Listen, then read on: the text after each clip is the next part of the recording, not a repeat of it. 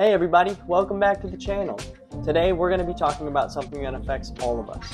Our food choices and how they impact the environment. So whether you're a meat lover or a vegetarian or somewhere in between, your choices matter. So let's break it down. Did you know that on this channel, all the money is going to be donated? So you're doing your good deed by watching. And if you want to supercharge your impact, do all that YouTube stuff down below. So first up, we're going to talk about carbon emission. Food production accounts for about 25% of all greenhouse gas emissions, but not all foods are created equal. Beef and lamb, for instance, are much more carbon intensive to produce than any other foods. But why is that? Well, it takes a lot of land for the pastures, and it also takes a ton of land and water to grow their feed. So when it comes down to a balance of how many calories we can produce to feed our society, these options just aren't as efficient. There's also the considerations of transportation and refrigeration. Animal products like meat and dairy need to be refrigerated throughout the process to stay on their shelf. But heartier vegetables, fruits, beans, nuts, seeds, grains don't require all of that same refrigeration throughout the process. Cows also emit methane, which is a potent greenhouse gas. So choosing a veggie-based meal, even once per week, can really reduce your carbon footprint over the course of time. Agriculture takes up over half of the world's habitable land and uses more than 70% of the fresh water. Animal farming is especially intensive, using way more land than growing plants. For example, producing 1 pound of beef can take over 1,800 gallons of water.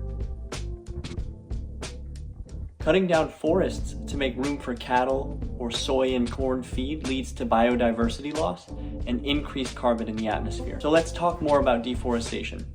It's one of the biggest hidden costs of the food industry. Every year, millions of acres of forests are cleared, mostly to make room for agriculture. In places like the Amazon rainforest, trees are cut down or burned to create land for cattle grazing or to grow soy, much of which is just used as animal feed and not for humans. And this has a devastating ripple effect. Forests are often called the lungs of the planet because they can take up so much of the carbon in the atmosphere. When we cut them down, not only do we lose those carbon sinks, but the stored carbon in those trees is then released back into the atmosphere, contributing to more climate change. But the impact doesn't just stop at the air we breathe. Deforestation destroys habitats for countless species. One thing that really kills me is when people say they don't eat their leftovers. Over 1/3 of all food produced globally is wasted. That's like throwing away 1 out of every 3 bags of groceries that you bring home every week. The ocean covers over 70% of our entire planet, and it's a major part of our food ecosystem. But commercial fishing, especially industrial scale operations, is putting huge pressure on marine ecosystems.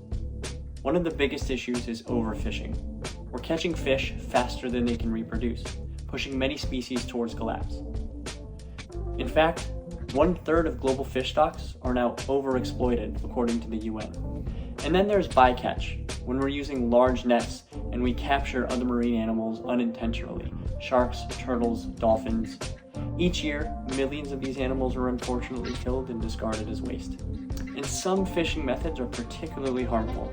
Bottom trawling, for example, scrapes large heavy nets across the seafloor, damaging coral reefs, stirring up carbon and sediment, and destroying entire habitats in minutes. And this doesn't just affect fish. Our ocean habitats are deeply interconnected. When one species disappears, it can throw off a whole system in balance, affecting climate regulation. Let's talk about another often overlooked factor here: food packaging. It may seem like a small thing, but it takes up a huge portion of the downstream effect. Globally, about 1/3 of all plastic produced goes towards food packaging. Most of it gets used once and then gets thrown away, ending up in landfills or in our ocean.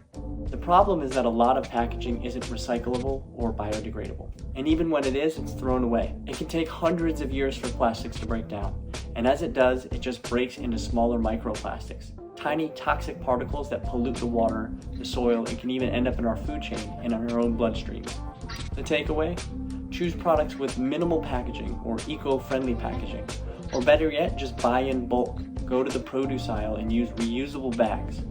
It can drastically reduce your waste. So let's do a short review of some of the things that you can do to have an impact. Number 1, Have some meatless meals. Even a couple times a week can make a huge difference. Number 2, buy local and seasonal foods. It's going to reduce the amount of carbon used to transport and refrigerate all of those products. Number 3, cut your food waste. Have a plan to eat everything that you make. Make sure you eat your fruits and vegetables. Compost when you can. Number 4, you can buy loose or weighted products at the grocery store. And then on the supply side, you can support sustainable farms and food brands. You can also vote for sustainable food practices to have a long-term effect. Your plate has power. Every bite is a chance to vote for a healthier planet. If you found this video helpful, give it a thumbs up and let me know in the comments what food change you're going to make this week to make a difference.